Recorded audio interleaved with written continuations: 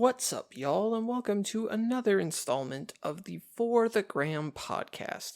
This is the show where I, Jaksyn, am your host, and we dive into a topic of interest to me. So, in other words, it's something that's going to be relevant, some current event type thing, but in the end, it's just going to be hip enough of a trend for the gram. This episode, I'm going to be discussing one of my favorite parts of the year. I look forward to this all year long. That's right, everybody. We're going to talk about Shark Week today. So, if anybody doesn't know, Shark Week is a week on the Discovery Channel where they just have a bunch of people come together who know about sharks.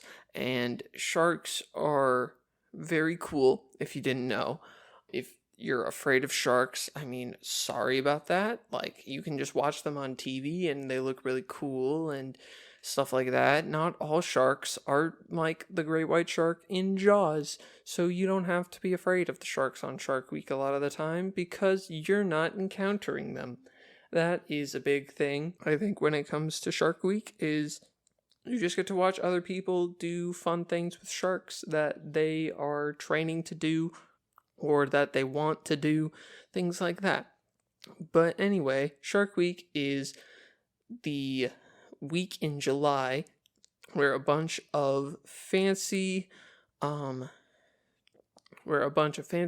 biologists, they talk about what they like about sharks, different things that people need to know about sharks, and they have different specials and things, and they have celebrities on and stuff like that, and it's a really cool time. This year, Shark Week starts on July 7th, so at the time this episode airs, it's going to be one day in already, and so I am very excited for Shark Week this year, but it's also just a really fun time, you know?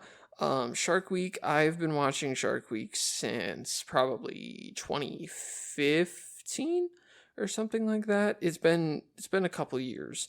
Not as many as one might think, just because COVID, they did have to shut down Shark Week, which was really sad. I didn't like that. All I wanted to do was watch Shark Week when I was doing nothing in my house, and when we found out there was no Shark Week, we were very sad. My family makes a big deal out of Shark Week. We love it. It's very fun in our house. Not as much this year, just because we have some other things going on, but it's still going to be interesting nonetheless. So the past couple years with Shark Week, they have had a host that carries you through all of the episodes. So during the commercial breaks, they announce what the new specials are going to be and things like that. Do you think these are the scientists that are on the Shark Week episodes? No, they're celebrities. Last year, I think, and the year before that, it was The Rock.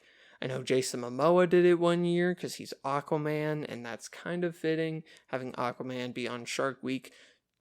And then this year, the host is Mr. You Can't See Me himself, Mr. John Cena. He's going to be hosting Shark Week this year, which I think is going to be good because I like John Cena. I do. In his branch out into the entertainment industry after being a WWE wrestler. He still goes back from time to time, just like The Rock does, but I think The Rock is done and he's fully in the entertainment industry now.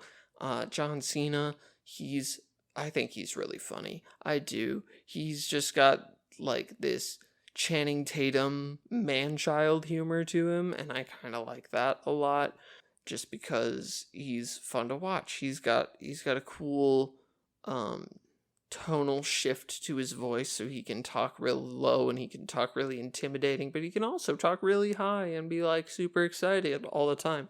And so he hosted the revival of the competition show Wipeout, which was also one of my favorite shows growing up, one of my favorite obstacle course game shows. But he hosted the revival seasons of that, which I really enjoyed him in that because he has some fun play-by-play commentary with that sort of a thing. But anyway, back to Shark Week. I think John Cena is going to be a great addition to Shark Week. I am excited to see some of the funny things that he's going to want to do during the commercial breaks, things like that. But Shark Week is one of my favorite parts of the year just because I'm a huge animal guy. I love wildlife. I love animals, natural history, things like that. And the sharks are one of the closest to dinosaurs that we have. Because a lot of the types of sharks that exist today were still around back in the dinosaurs' times, just because they exist in the water. And so they don't have to deal with the extinction threats that most of the other species on Earth have. And that's kind of cool. Like they have the mega sharks, the megalodon, which could be extinct. Everybody thinks it's extinct just because its main food source is also extinct, but there's like no way for us to really know for sure, just because we've only explored like 5% of the oceans, and the oceans take up about 70% of the Earth. So who's really to say if these animals have really gone extinct or not? But at the same time, all the sharks that we have seen are really cool. You have your main big five. You have your bull shark, you have your tiger shark, you have your great white shark, you have your reef sharks, and then you have your Mako sharks. Those are the big five. And then there's like the cool ones like the hammerhead shark and the goblin shark. Those ones are all fun. But like they try to cover so many different sharks over the course of Shark Week that you just get to learn so much about all of the sharks. And I really enjoy that. I have a good time with Shark Week almost every year. They do competitions between sharks and like celebrities and things like that. Like I remember a couple of years ago, they had Michael Phelps race a shark, but not like really race a shark. He was swimming in the shallows of the ocean, and they had like a shark animation thing next to him, which was kind of cool to see. But the shark would probably not want to swim in a straight line, and Michael Phelps would only know how to swim in a straight line because of the Olympics, and that's how that kind of works. But at the same time, they did let him go in a shark cage, and he got to swim with some sharks. So that was cool to see too.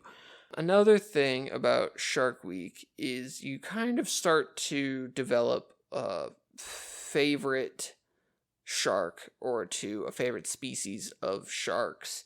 My dad has always been a fan of the hammerhead sharks because those have the coolest look to them, I guess.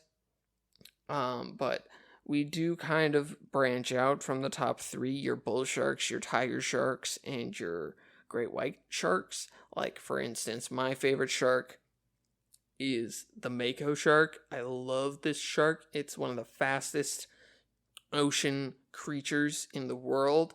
It's crazy some of the stuff that they get to see. If you ever check out Shark Week, one special that really highlights the Makos is the monster Makos, which are like these 20-foot long Mako sharks that only come out at night. And so the people in the boats, they like wait until it gets dark, and then they go out into the ocean, and then they drop the cage and they go in the cage, and oh my goodness, these sharks that they find there, they're crazy. It's so fun to watch as they are just watching these sharks swim around trying to hunt in the middle of the night. They get a lot of crazy shots underwater at nighttime for sharks just because they are deeper swimmers than most of the animals in the ocean, so you do not see them a lot during the day, especially like the big ones. There are some sharks that do hang around towards the surface, but sharks have gills, so they don't need to breathe air. They just a lot of the times need to eat things that need to breathe air. And so, like your dolphins, so your whales and your dolphins need to breathe air in order to survive. And so the sharks are like, ha ha ha, we're going to get you. And they do a lot of the time. And it's really kind of sad to watch sharks eat these animals, like sea lions especially. Oh my goodness, that's a sad day on Shark Week when you see a seal or a sea lion get eaten by a shark. But in the end, you gotta eat something, right? Food chain, that's how that works. Sharks are the top with the orcas and stuff like that in the ocean. The main people that kill things in the ocean is humans, because we just eat a lot of seafood. The top naturally occurring creature in the ocean is going to be the sharks and the orcas, just because they do eat a lot of stuff and they are carnivores. So they just eat a lot of different fish and things like that. Anyway, my favorite shark is the Mako shark. If you've never seen a Mako shark, I'm gonna put a picture in the show notes below, just because these sharks are wild. They're like super skinny and they like swim like jets. Oh my goodness, they're like torpedoes in the water, and that's kind of terrifying, but it's still really cool. I like it a lot. But as much Shark Week as I have watched, like there's some points throughout the year where you start recognizing these scientists and underwater photographers that have just been showing up year after year on all these different Shark Week specials, and then they're the ones that you love, and more importantly, they're the ones that make you change the channel, and you don't have to watch those specials just because the specific person that is on there is going to ruin it for you, and that's not good. I don't like that aspect of Shark Week. I just want to know who's all on, so then I don't have to watch 10 minutes into the episode and be like, oh crap, this guy, I don't want to see him, and then I turn it off, and then just don't end up watching that episode. There are people that I definitely do like watching on Shark Week. The main one that I like watching he's an underwater photographer by the name of Andy Casagrande. If you ever see this guy on a Shark Week special, you know it's going to be good. He does some crazy stuff down there, and like you'll just hear his voice a lot of the time, and he has a cool Australian voice, and oh, it's great. It's wonderful. A lot of the specials in Shark Week take place in Australia just because there are a lot of reefs in there. And then there's like in the Caribbean too. They have a lot of people over there for Shark Week. But Andy Casagrande is definitely one to look into if you are watching Shark Week and you hear his name. That's going to be a good one. Another one that I really like is a guy named Paul de Gelder. He is a underwater photographer as well, but he only has one arm and one leg. So he is actually a victim of a bull shark attack. So there was a episode of a show called When Sharks Attack, and he was on there, and he was surfing in Sydney Harbor, and he was just trying to catch a wave, and then all of a sudden he felt a sharp pain, as you do when you get bit by a shark, and he lost his entire leg and arm. They both had to be amputated, and he has now like fake limbs, which is crazy because you have this guy who is going and swimming with these sharks, trying to get like different shots of them underwater and stuff like that, and he's been eaten by some of them, which is crazy. And I know this year in Shark Week they're going back to Sydney Harbor. There is an episode called Sydney Harbor Shark Invasion, which that one is Paul de Gelder going back to Sydney Harbor to see some bull sharks. It's a touchy subject for him because he was like, maybe I was targeted by this bull shark. You know what I mean? But he definitely wants to go back. He does. So I'm excited to watch that one especially. But honestly, this year, I think Shark Week is definitely suffering in the content department. There were no specials that I was like, oh my gosh, I definitely need to watch this one, except for Makozilla, which is Mako Sharks, so I have to watch them. But the other one would be Sydney Harbor Shark Invasion, just because of Paul. I love Paul. He's great. I just want to see him do more things.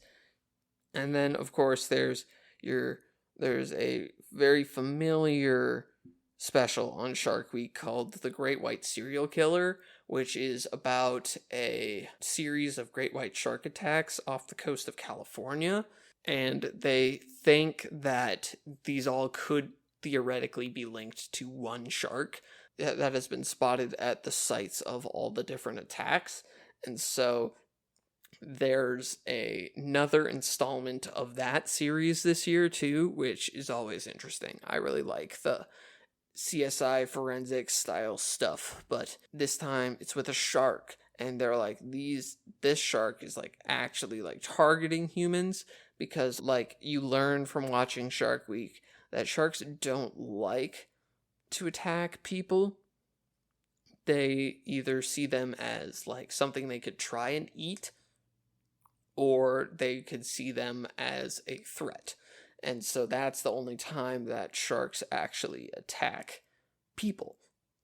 It's apparently more likely to get killed by a vending machine than it is to die from a shark attack. So it's like, you think about that, and then you watch Shark Week, and then you're like, okay, so sharks aren't actually that dangerous when it comes to everything. And they're really not. I mean, they are hundreds and hundreds of pounds, and they do have very sharp teeth and stuff. But if you're not, like, provoking them in any way, they'll just swim around you. They don't really want much to do with you. They want to eat, and they want to just keep swimming because they have gills. That's why it's like, if a shark is washed up on a beach, it's like you can't, like, you gotta get it back in the water. Otherwise, it's just not gonna live for much longer. But Great White Serial Killer is another good one to check out if you're into mystery and like CSI detective sort of stuff. Just because that one has, I think, four installments now, and then the new one this year. But ultimately, there were really only 3 episodes that really stood out to me this year. There weren't all that many that I was like, oh my gosh, I have to see this episode or something like that. Just because it's a lot of shark babies this year, which they don't normally do that. Or if they do, they just try to spread it out a little bit more. That's not really why I watch Shark Week.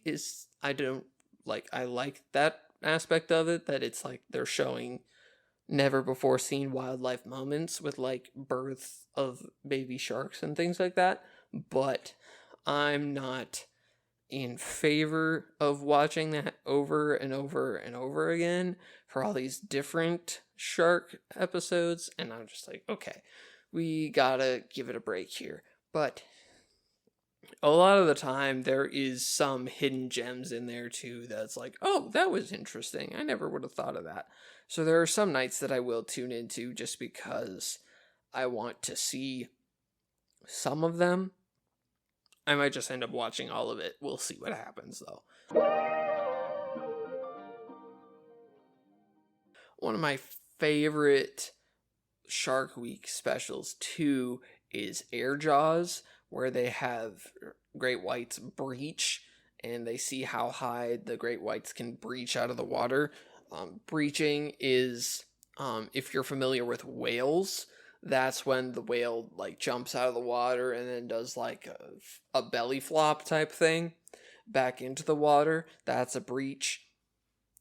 With great white sharks, they typically just breach when they're trying to get food from the surface, just because the law of inertia, an object in motion stays in motion. So in that sense, a shark swimming really, really fast at the surface stays going really, really fast through the surface, and they just end up jumping out of the water.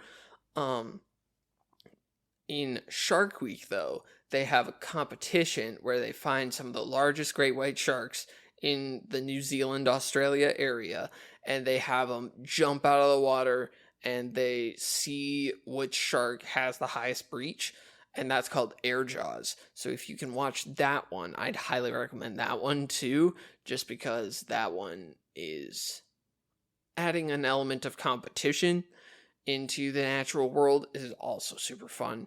On a related note, something else about Shark Week that I think has always been a cool thing is the different like celebrities that they have on there. Like they go out of their way to find a lot of people who love Shark Week or people who are like affiliated with sharks in any way, shape, or form, or just are celebrities at the time that they have on like special episodes throughout the week. Like, I know a couple years ago they had the Impractical Jokers on, and they did like an Impractical Jokers episode on Shark Week. And then like they had a bunch of pro athletes on one year. Like I think they had the Manning brothers, and they had like Aaron Rodgers on there one time. That was back when Drew Brees played in the NFL. Like he was on a Shark Week episode. That was pretty cool. Like I said, Jason Momoa's been on Shark Week because he's Aquaman, and Aquaman just has to be on Shark Week, I guess. I don't know. But something that I think would be really, really cool, and I don't know who I need to talk to make this happen, but someone that my family and I have been saying should be doing Shark Week for like years now is Dude Perfect. Like, if you don't know, Dude Perfect is like these 5 guys from Texas who make a bunch of trick shot videos on YouTube, but they have a series on their channel called Bucket List, and I think something that would be really, really cool is like a Bucket List Shark Week edition, but for Dude Perfect. And I think those episodes are already 30 minutes to an hour already.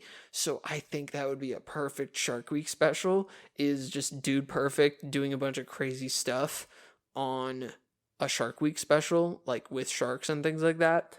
And they have 6 guys. They could definitely have like a battle or something on Shark Week. Like I said, I don't know who I need to talk to get this to happen, but I want it to happen so bad. I've been thinking about it for like years. I DM'd them a bunch of times asking if they've ever considered doing Shark Week. They never respond to me just because I'm just a rando who is asking them to be on Shark Week and things like that. So why would they even care? But at the same time, I think it would be so cool. But if anybody else thinks that there's anyone who should be on Shark Week, like, I would love to talk about it, just because Shark Week is one of those things that can be really fun for some people. So like if they did trick shots, if Dude Perfect did a bunch of trick shots for Shark Week, I would be all for it. I would love it so much. And then they could have like a runaway gag of Panda just being on the beach, like they left him when they went out on the boat. We already know from other Dude Perfect episodes that Sparky gets seasick a lot, so we could play into that a little bit. They had the Impractical Jokers on a couple years ago, so it's like maybe we could have a Dude Perfect Shark Week finally, but who knows if that's ever going to happen. Maybe they have something in the works right now. I don't know. But that is just something that I think would be so cool, and somebody needs to get on that if they haven't already. I don't know who all listens to this, but like, oh, it would be so cool. Just Dude Perfect on Shark Week, having Ty like wrestle bull shark or something like that. Oh my goodness, that would be crazy. I would be all for that. I don't know if anybody else would, but like my family and I would be all for Shark Week with Dude Perfect.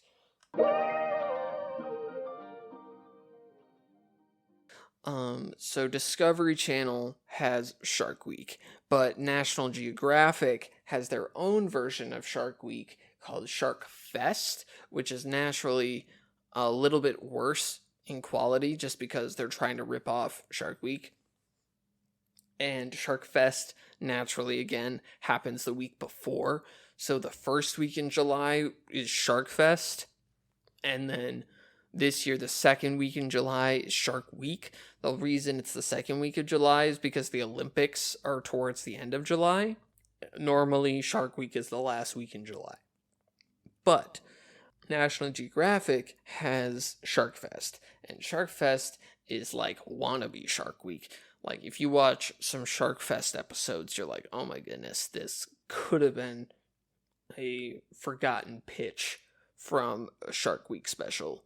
And I mean, you can just tell that the quality is just a little bit lower. There are a lot more clickbaity titles in Shark Fest than in Shark Week, but I mean, Shark Fest is just not going to be as good as Shark Week, just because I know the glory days of Shark Week, in the glory days of Shark Week, they were untouchable. They were so clean in their production value and all that sort of a thing. Like, they've had sharks go up against, like, they've had like UFC fighters go into Shark Week and be like, I am tougher than a Mako shark or something like that. And so then they compare different statistics and things between the fighter and the Mako shark. One that I specifically remember is Ronda Rousey, who was a female UFC fighter. I think she's in the WWE now. She's like a wrestler. But she went into Shark Week, and she got to swim with Makos and stuff like that. And then they just ran a bunch of stats on like her grit and her determination and things like that. And they determined if she was tougher than a Mako shark, which I honestly don't think so. Mako sharks are crazy. But I might be a little biased in that sense just because Makos are my favorite sharks. I love them so much. If you don't know what a Mako shark is, literally, what are you doing? Like, I love these things so much. I want one so bad. Like, I would die. I literally would die if I had a Mako shark, but it's so... One can dream, right? One can dream. I just want a Mako shark. There are a lot of animals that I just want as pets that could not conceivably be a real pet. Like I said, I'm an animal guy. I grew up watching the Crap Brothers on PBS, so I learned a lot about animals from a young age, and I have a list, right? I want so many wild animals that could not conceivably be pets, but they would be really cool to have as pets. And some people that know me, they definitely know that I've talked about a lot of this stuff. Like, I want a Mako shark. That would be really cool. I want a black bear, like a black bear cub that I could raise as my own. Like, the thing is, there are the main three types of bear. There's the black bear, there's the brown bear, and there's the polar bear, right? So black bears are omnivores. They eat both meat and they eat plants, and they eat a lot of berries and stuff like that. And so ultimately, I feel like I would be okay if I had a black bear, just because they would sleep a lot during the winter time, and I wouldn't have to feed them as much, but I would have to feed them a lot before that. But I could get them like meat, and I could get them like fruits and veggies and stuff like that, and that would be cool. But like, grizzly bears are a different story. Those are like super ferocious, but they're also technically omnivores, so they can eat plants, but they eat a lot of meat too, right? And then there's polar bears. Polar bears, live in the Arctic. There's no plants up there for them to eat. So I would never want a polar bear, just because the polar bear would kill me, because they don't know anything else to eat other than meat. So it's like, I want a mako shark, I want black bear, just because it's the safest option with your bears, right? I want a honey badger, just because I love honey badgers. They're the cousin of the skunk, but they're also just a badger, and I love badgers. That honey badger would be really cool. And then I want a fox. I would love a fox, like a red fox. Oh my goodness, like those. The red fox was one of my favorite animals growing up, just because of the leap in the air that they do in the wintertime to get voles from underneath the snow. Oh my goodness, I would love a red fox. And they do sound like a small chirping bird. That is what a fox sounds like. They don't sound like a wolf or a cat or anything like that. They sound like a chirping bird, which is kind of crazy, and not a lot of people know that, mainly because of the Elvis song that went big in 2015. If you know, you know. But that's the list of animals that I really want, but I could not conceivably have as a pet, just because they're wild animals. Like, I love foxes, I love sharks, but I would never have them because I wouldn't know how to take care of them, for one. They're not normally domesticated, so they wouldn't know how to live with a person. But that's okay. I don't need to have a shark. Going off of that, we're going to head straight into this week's rendition of 3 things you need to know. Number 1, we are in full swing of the 3rd slam tournament for the tennis year. So if you're unfamiliar with tennis, there are 4 Grand Slam tournaments. There's the Australian Open, that's in February, and then there's the French Open, which is in May and June, and then there's Wimbledon, which is in the UK, and then there's, of course, the US Open, that's the end of August, the beginning of September. So right now, Wimbledon is in full swing, and so you got your big names in there like Iga Swiatek, Coco Gauff, and then you got, on the men's side of things, you have Novak Djokovic. He decided to play despite his injury. I'm not sure how far he's going to go, but he's already beating the odds just by playing with an injury. And then there's Carlos Alcaraz, who's number 3 overall. And then there's Jannik Sinner, who's the number 1 in all of men's tennis. But a key inactive in this year's Wimbledon is Spanish tennis player Rafael Nadal. He decided to opt out of Wimbledon because he's 37 years old. He's getting old for a tennis player. And besides that, he just played in the French Open, and he did not put up his best, to say the least. But the thing with tennis is it's a battle of surfaces. So Wimbledon is a grass tournament, so they play on grass. The French Open is on clay, so they play on like a squishy clay sort of surface. And then in the US and Australian Open, they play on concrete. So Rafael Nadal, after exiting so early in the French, which is his tournament, he's won the French 14 times, I think. He's won the French a lot of times. He is known to be one of the best tennis players on a clay court. So he decided, instead of playing in Wimbledon, which is on grass, and training for grass, he decided to just stay on clay, because the Summer Olympics this year are held in Paris. So that means they'll be playing on the Roland Garros French Open tennis courts, which are also clay.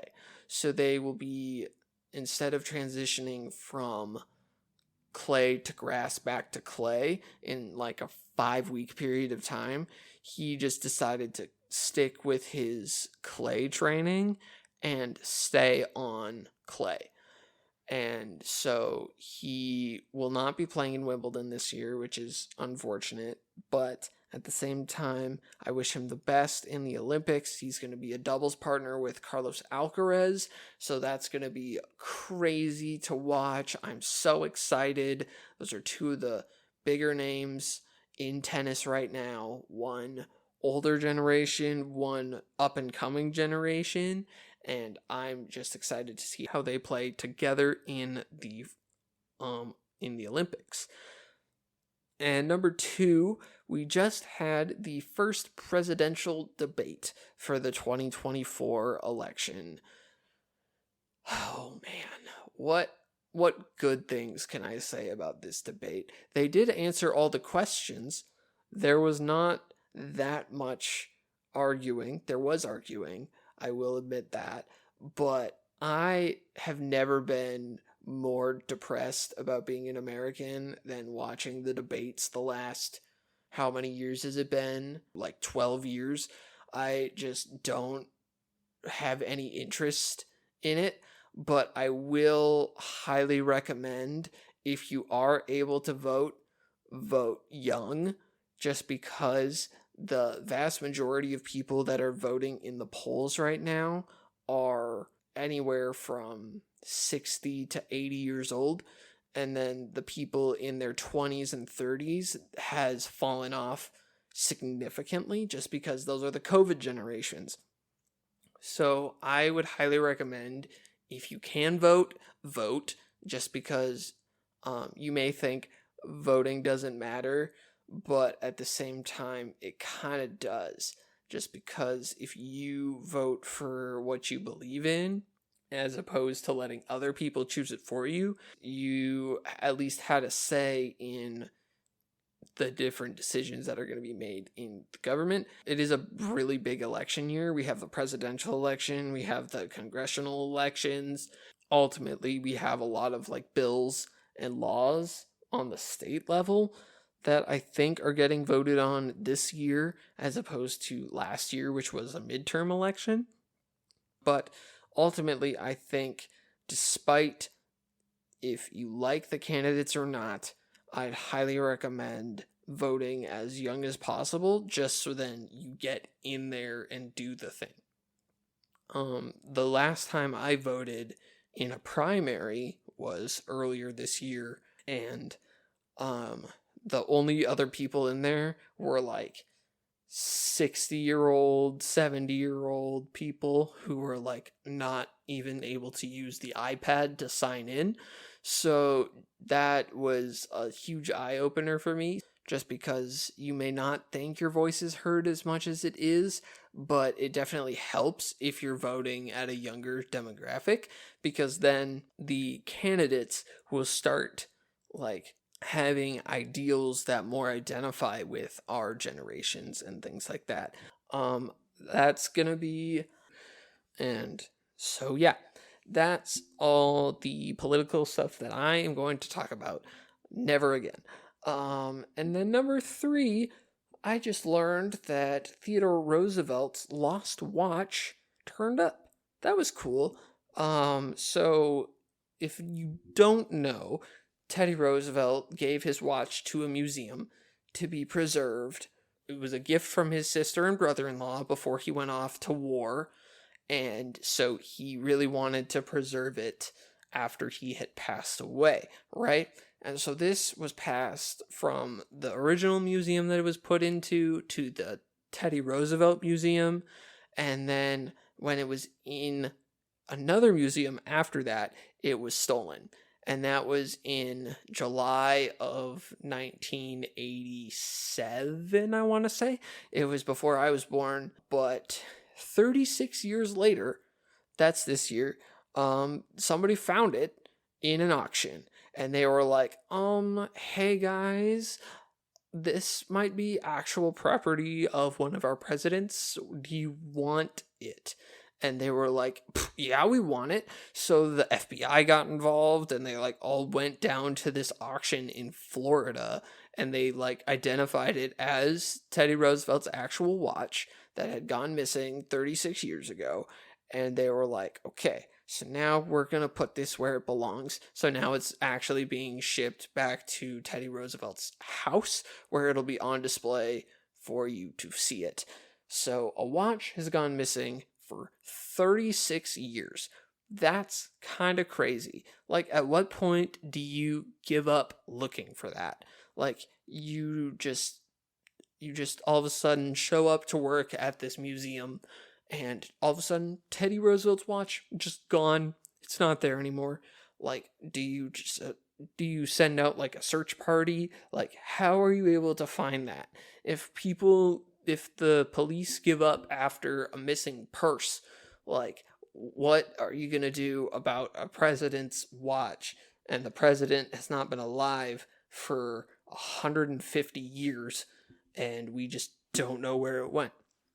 At what point do you just say, I can't look for this watch right now? I don't know where it could possibly be. The security footage didn't catch it. It was in the 80s, so I don't know how high-tech everything was back then in terms of investigations. But, like, I kind of really hope that there was some detective somewhere with the classic, like, serial killer board with all the, like, case file evidence on it, and, like, the red yarn, like, connecting pieces together, and, like, the picture of the watch in the center, and be like, this was stolen. I need to find it. I lost my job on the force because I couldn't find this watch. But ultimately, the FBI were called in, but they never found anything. They just identified that it was the watch. They didn't figure out who had it, who stole it, anything like that. They just said, "Oh, yep, that's the watch. We're gonna put it in a museum again." But who also would think that would raise some more red flags, putting it back in a museum? Like, who's keeping anyone out of a museum? You can just, like, buy a ticket to be there and then just walk in, and then I don't know. I don't even know. But they're hopefully gonna put it in some safer in something safer than a museum in the days to come. But ultimately, they did find it after 36 years.